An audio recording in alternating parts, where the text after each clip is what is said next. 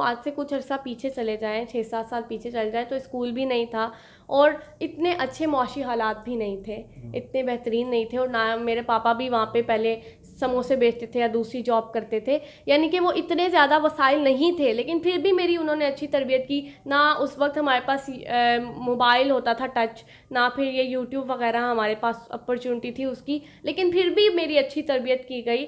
एक गरीब माँ बाप है जिसके पास कुछ भी नहीं है, खाने के लिए रोटी नहीं है, ठीक है ना, तो उनके बच्चे ज़ाहिर उन्होंने मुख्तलिफ़ दुकानों पे या मुख्तलिफ़ जगह पे जो है ना काम पे लगाए होते हैं, वो किस तरह से अपने बच्चों को कुछ बना सकते हैं। और मैं सोचती हूँ कि ये यूनिक हो सकता है बुक में, जो शायद वालिदैन ने से पहले ना सोचा हो। कोई ऐसी बात जो लगती हो आपको कि अब मेरे माँ बाप के अंदर ये गलती थी, अगर उसको इस तरह से किया जाए तो ये ज़्यादा अच्छा हो सकता है।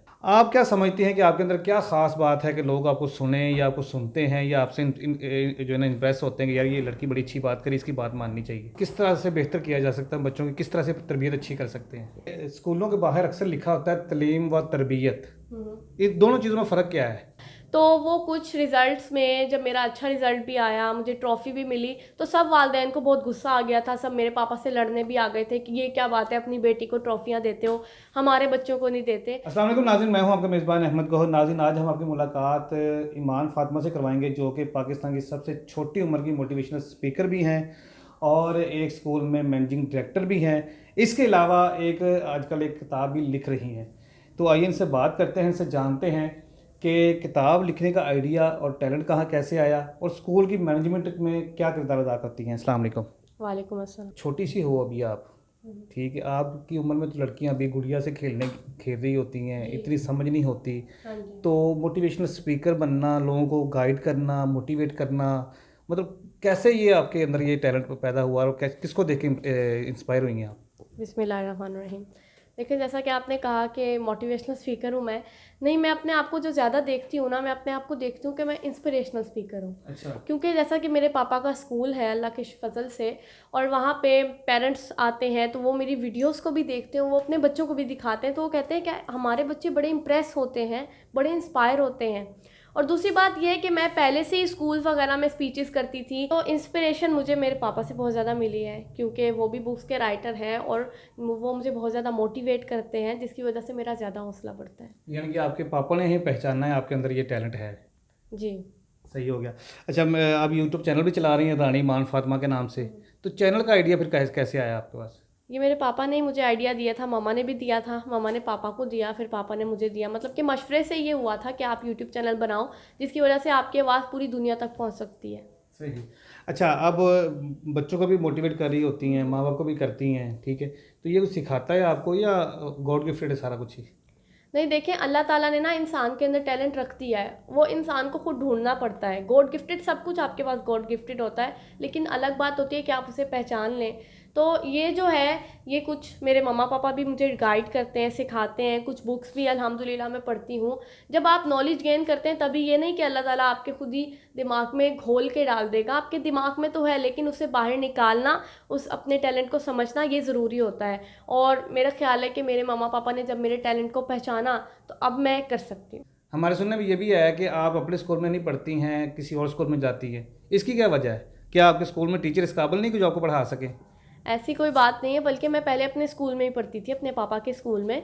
तो क्या हुआ कि अल्लाह का शुक्र है कि मैं, मतलब कि पढ़ती तो अच्छा ही हूँ अल्हम्दुलिल्लाह। तो वो कुछ रिज़ल्ट्स में जब मेरा अच्छा रिज़ल्ट भी आया, मुझे ट्रॉफ़ी भी मिली, तो सब वालिदैन को बहुत गुस्सा आ गया था, सब मेरे पापा से लड़ने भी आ गए थे कि ये क्या बात है, अपनी बेटी को ट्रॉफ़ियाँ देते हो, हमारे बच्चों को नहीं देते। तो फिर वो मेरे पापा को मेरी मम्मा ने भी मशवरा दिया कि नहीं, अब इसे फिर यहाँ से अगर स्कूल मतलब कि रन करना है अच्छे तरीके से, और तो फिर इसे यहाँ से हटा लो, किसी दूसरे स्कूल में लगा दो। फिर इसलिए मैं दूसरे स्कूल में चली गई और अब भी अल्हम्दुलिल्लाह ठीक चल रहा है। तो आपको नहीं लगता कि आप जिस तरह बता रही हैं कि मेरे टैलेंट को मेरे पापा ने पहचाना है, उसी ने मुझे मोटिवेट किया ज़्यादा कि आप इस तरफ आओ, तो आपको नहीं लगता कि किसी और स्कूल में पढ़ने से या टीचर चेंज हो जाने से आपकी जो है ना वो ग्रोथ जो है ना वो चेंज हो सकती है, आपका माइंड चेंज हो सकता है।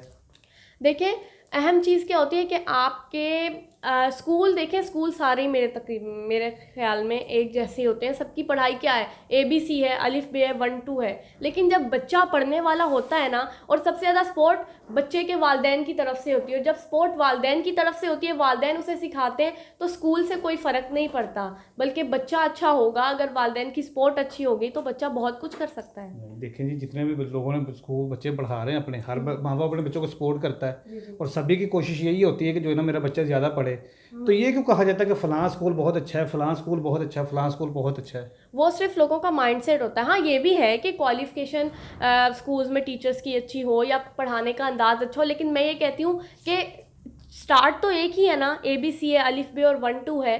तो वो वालिदैन देखें, वालिदैन हर कोई तो चाहता है, हर कोई चाहता है कि उसे कामयाबी मिल जाए, हर कोई चाहता है कि उसे अच्छा खाना मिले, हर कोई चाहता है वो अच्छे कपड़े पहने, लेकिन क्यों नहीं पहनता? अब हर वालिदैन चाहते हैं कि उनके बच्चे अच्छे पढ़ें, अच्छी कामयाबी हासिल करें, लेकिन वालिदैन की उस चीज़ में फ़र्क आ जाता है ना कि वो किस तरह अपने बच्चों को सपोर्ट करते हैं। और इसी अहम नुक्ते पे मैंने अपने एक बुक भी लिखी है अल्हम्दुलिल्लाह, तो वो इंशाल्लाह जल्द पब्लिश होगी। चलें, आपकी जो बुक लिखी है उसके बारे में हम बाद में पूछेंगे।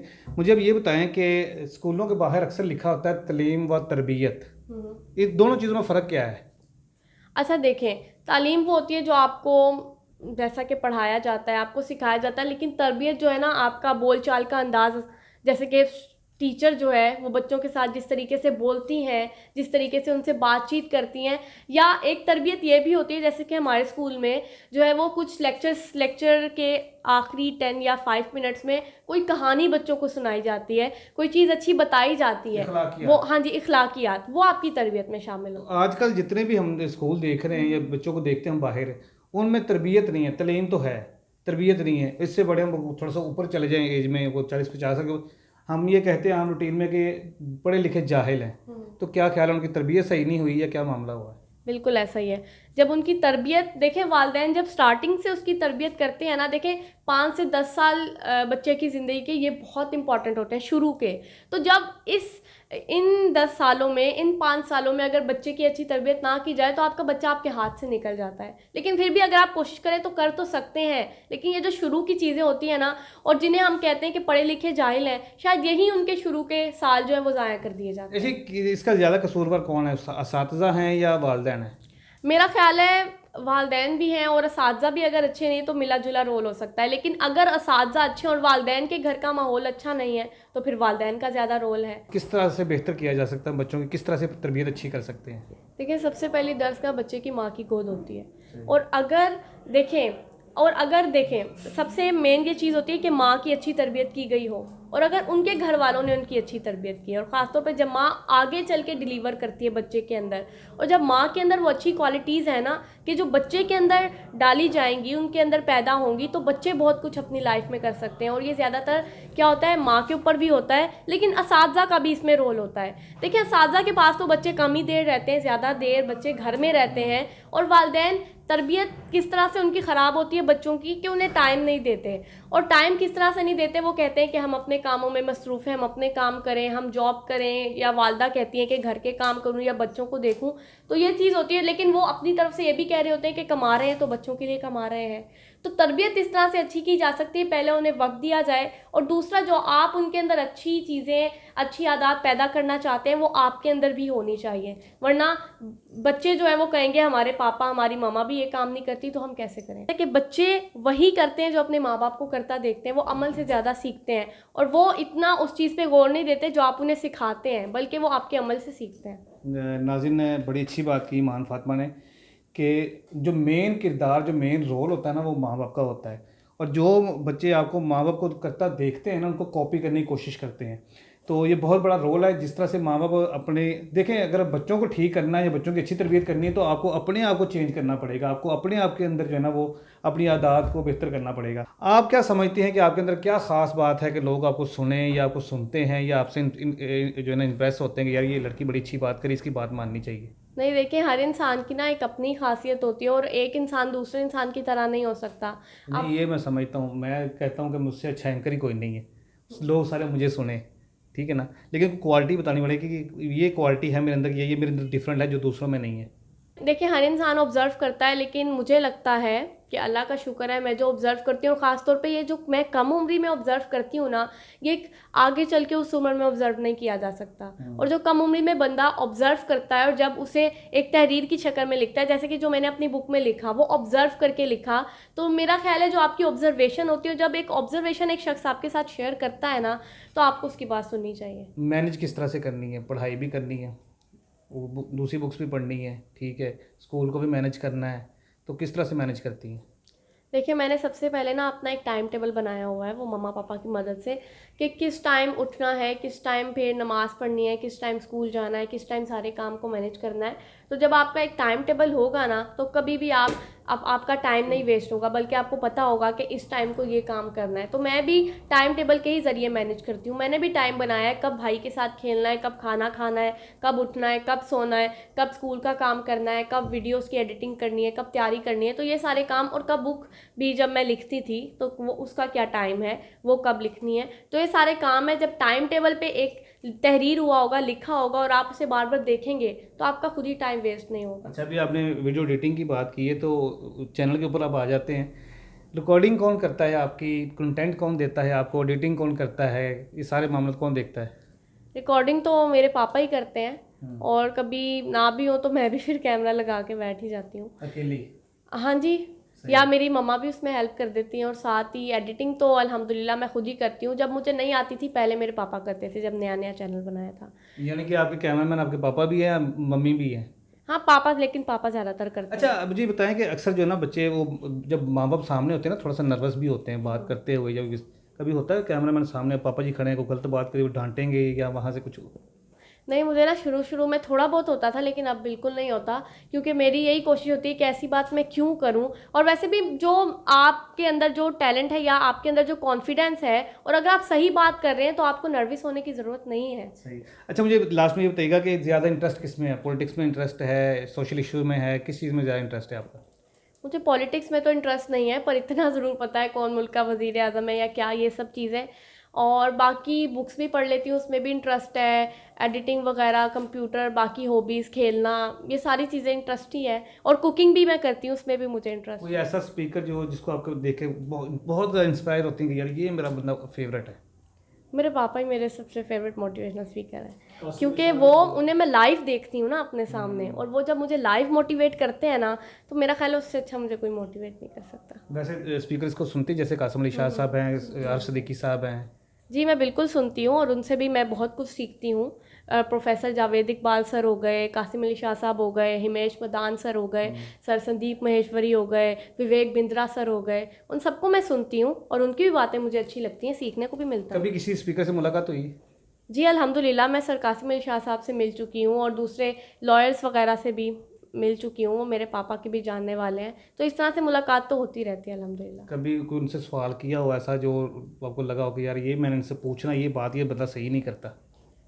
सही नहीं करता मतलब? मतलब होता है ना, अब अक्सर जो स्पीकर सुन रहे होते हैं, किसी की तकरीर सुन रहे होते हैं, या किसी का बयान सुन रहे होते हैं, या कुछ मोटिवेशनल स्पीच सुन रहे होते हैं, तो हमारे माइंड में आता है यार ये बंदा ये बात नहीं सही कर रहा, अगर इसको इस तरह से किया जाए तो ये ज़्यादा अच्छा है। कभी इस तरह से हुआ कि आपको लगा यार ये बंदा सही बात नहीं कर रहा, मैं इससे ज़्यादा अच्छी बात कर सकती हूँ? नहीं, अब आप देखेंगे यहाँ पे पीछे से आपकी अलग है, वो जो बंदा वहाँ पे, वो उसकी अलग ऑब्जर्वेशन है। तो अगर आप कुछ करते हैं, तो हो सकता है उस बंदे के माइंड में कुछ और हो, आपके माइंड में कुछ और हो। तो गलतियाँ हम भी निकाल सकते हैं, हर एक का माइंड सेट डिफरेंट है ना। उन्हें वो गलतियाँ नहीं लग रही होंगी, हो सकता है हमें वो गलतियाँ लग रही हों। इसलिए मैंने कोई ऐसा सवाल तो नहीं किया, लेकिन जो जो मैं सीखना चाहती हूँ वो मैंने किए हैं सवाल। कैसी रही मुलाकात आपकी? जी, अल्हम्दुलिल्लाह बहुत अच्छी रही, बहुत कुछ सीखने को मिला। अप्रिशिएट किया उन्होंने आपको? जी, बहुत ज़्यादा अप्रिशिएट किया, और मोटिवेशन भी मिली। सही। मैंने सुना है आजकल आप कुरान की तफसीर भी पढ़ रही हैं? जी, अभी मैंने स्टार्ट किया अल्हम्दुलिल्लाह, वो मैं पढ़ रही हूँ। चले जाते जाते हमारे नाज़रीन को एक तो आपकी बुक में बारे में बताएं कि किस चीज़ के मतलब लिखी है आपने, क्या ख़ास है उस बुक के अंदर, और फिर आपसे लास्ट में मैसेज भी लेंगे। देखिए, वो जो बुक मैंने लिखी है, वो मैंने पहले तो ये ऑब्ज़र्व किया कि जो बच्चे हैं, अगर उनकी अच्छी तरबियत की जाए, तो वो आगे चल के कामयाब हो सकते हैं। और ये जो है, अगर लड़कियों की, बच्चियों की अच्छी तरबियत की जाए, आगे वो एक अच्छी माँ साबित होंगी। और चर्चिल ने भी कहा था, एक औरत 40 ख़ानदानों की तरबियत करती है, और फिर बच्चों की अच्छी तरबियत करके उनकी आगे नस्ल को संवारा जा सकता है। तो इसलिए फिर कुछ पापा से भी आइडियाज़ लिए, कुछ ऑब्जर्वेशंस थी, तो मैंने फिर बुक लिखी, और अल्लाह के फ़ज़ल से जब बुक मैंने लिखना स्टार्ट की तो फिर बहुत सारी ऑब्जर्वेशंस थी, जैसे कि मेरे पापा का जो स्कूल है अल्लाह के फ़ज़ल से, तो वहाँ पे भी लोग आते हैं, वो बताते हैं अपने बच्चों के बारे में, उनकी हॉबीज़ बताते हैं, उनकी आदत बताते हैं, तो उससे भी मुझे बहुत कुछ सीखने को मिलता है। और मैं सोचती हूँ कि ये यूनिक हो सकता है बुक में, जो शायद वालिदैन ने इससे पहले ना सोचा हो। कोई ऐसी बात जो लगती हो आपको कि अब मेरे माँ बाप के अंदर ये गलती थी, अगर उसको इस तरह से किया जाए तो ये ज़्यादा अच्छा हो सकता है? मेरे माँ बाप के अंदर ज़ाहिर रिजर्वेशन तो यही है ना। अब जितने भी वालिदैन यहाँ पे आते हैं पेरेंट मीटिंग के अंदर, उन्हीं को देख देख के आपने सीखा ना कि ये बच्चे की शिकायत आ रही है, ये इस बच्चे की शिकायत। तो आपको अपने माँ बाप के अंदर कोई ऐसी चीज़ नज़र आती है कि ये मेरे माँ बाप के अंदर ये चीज़ सही नहीं करी, मुझे इस तरह से डेवलप करते तो ज़्यादा अच्छा था, मेरे माँ बाप को ये आदत चेंज करनी चाहिए? नहीं, मुझे बिल्कुल ऐसा नहीं लगा, क्योंकि उन्होंने जिस टाइप से मुझे डेवलप किया ना, शायद इससे अच्छा कोई तरीका नहीं हो सकता, तो मुझे उनमें कोई ऐसी चीज़ नहीं थी। सही है। जाते जाते हमारी जो बहुत सारी बच्चियाँ इस वीडियो को देख रही हैं, उनको कोई मैसेज देना चाहेंगे? जी, बस मैं एक ही मैसेज देना चाहूँगी। सबसे पहले आपने बच्चियों को कहा, पर मैं पहले वालिदैन को देना चाहूँगी। मैं ये बुक में भी लिख चुकी हूँ अपनी, बेशक अपने बच्चों के लिए कुछ ना बनाएं, लेकिन बच्चों को ज़रूर कुछ बनाएं। तो ये अहम चीज़ है कि वालिदैन बच्चों को वक्त दें, और उनके लिए कुछ बनाने से अच्छा है कि उन्हें वक्त दें और उन्हें कुछ बना दें, तो वो आगे लाइफ में बहुत कुछ कर सकते हैं। और दूसरी चीज़ ये है कि मैं सबको, बच्चों को, बच्चियों को, नौजवान नस्ल को यही पैगाम दूंगी कि जो आपका टाइम है ये बहुत इंपॉर्टेंट है, और अगर इस टाइम को आप जाने दे रहे हैं, आप समझ रहे हैं कि आपके पास अभी लाइफ में बहुत टाइम है, आप बहुत कुछ कर लेंगे, लेकिन जब टाइम गुजरता है ना, ये तो एक पिघलती हुई बर्फ़ की तरह है कि आपका टाइम गुजर रहा है और आपको नहीं पता चल रहा कि कैसे गुजर रहा है। लेकिन जब आप एक आगे एज में जाते हैं, आप जब आगे अपनी लाइफ में जाते हैं, तो तब आपको पता चलता है कि आपने अपना कितना ज़्यादा टाइम वेस्ट कर दिया। तो इसलिए अभी से इस नुक्ते पर गौर करें और अपने टाइम को बिल्कुल भी ज़ाया ना जाने दें। जो आपके अंदर क्वालिटीज़ हैं, हॉबीज़ हैं, उन पर अभी से काम करना शुरू करें, तब आप मुस्तकबिल में जाके बहुत कुछ अच्छा एम्पायर खड़ा कर सकते हैं। मान मुझे ये बताइएगा, अभी आपने बात की है कि बच्चों को चाहे कुछ ना, एक गरीब माँ बाप है जिसके पास कुछ भी नहीं है, खाने के लिए रोटी नहीं है, ठीक है ना, तो उनके बच्चे ज़ाहिर उन्होंने मुख्तलिफ़ दुकानों पे या मुख्तलिफ़ जगह पे जो है ना काम पे लगाए होते हैं, वो किस तरह से अपने बच्चों को कुछ बना सकते हैं? देखिए, हर एक इंसान अपने बच्चों को बहुत कुछ बना सकता है। अब देखें, आप उस टाइम पे भी अपने बच्चों को देखें, पहली तो अपॉर्चुनिटी ना बच्चों के लिए तालीम ही होनी चाहिए कि आप उन्हें कुछ भी करके तालीम दिलवाएं, कुछ भी करके। और अगर वो भी आपके यहाँ मुश्किल है तो उन्हें बेसिक सिखा दें और स्किल्स ज़रूर सिखा दें। स्किल्स आप सिखा सकते हैं ऑनलाइन। अब देखें, आजकल तो है ही ऑनलाइन, यूट्यूब वगैरह का दौर, सोशल मीडिया का दौर, तो आप उन्हें ऑनलाइन चीज़ें सिखा सकते हैं, ऑनलाइन बता सकते हैं, और उन्हें वक्त फिर भी आप दे सकते हैं। नहीं, मेरी बात नहीं समझी आप। एक बंदे के पास खाने के लिए नहीं है तो उसको ऑनलाइन का क्या पता, यूट्यूब क्या बला है, एंड्रॉयड मोबाइल क्या बला है, वो खुद पढ़े लिखे लोग नहीं है, वो किस तरह से अपने बच्चों को बना सकते हैं? तो आज से कुछ अर्सा पीछे चले जाएं, 6-7 साल पीछे चले जाएं, तो स्कूल भी नहीं था और इतने अच्छे मौशी हालात भी नहीं थे, इतने बेहतरीन नहीं थे, और ना मेरे पापा भी वहाँ पे पहले समोसे बेचते थे या दूसरी जॉब करते थे, यानी कि वो इतने ज़्यादा वसाइल नहीं थे, लेकिन फिर भी मेरी उन्होंने अच्छी तरबियत की। ना उस वक्त हमारे पास मोबाइल होता था टच, ना फिर ये यूट्यूब वगैरह हमारे पास अपॉर्चुनिटी थी उसकी, लेकिन फिर भी मेरी अच्छी तरबियत की गई, फिर भी मुझे सिखाया गया, क्योंकि ये इतना अहम नहीं है कि आप यूट्यूब से ही सीख सकते हैं, आप सोशल मीडिया से ही सीख सकते हैं, बल्कि आपके अंदर कुछ है और आप वो अपने बच्चों को सिखाते हैं, तो उससे बेहतरीन कोई चीज़ नहीं हो सकती। यानी मेन चीज़ ये है कि आपके अंदर जज्बा होना चाहिए अपने बच्चों को जो है ना बनाने का, और थोड़ा सा शऊर होना चाहिए कि मैंने अपने बच्चों को आगे लेके आना और किस तरह से बेहतर तरबियत करनी।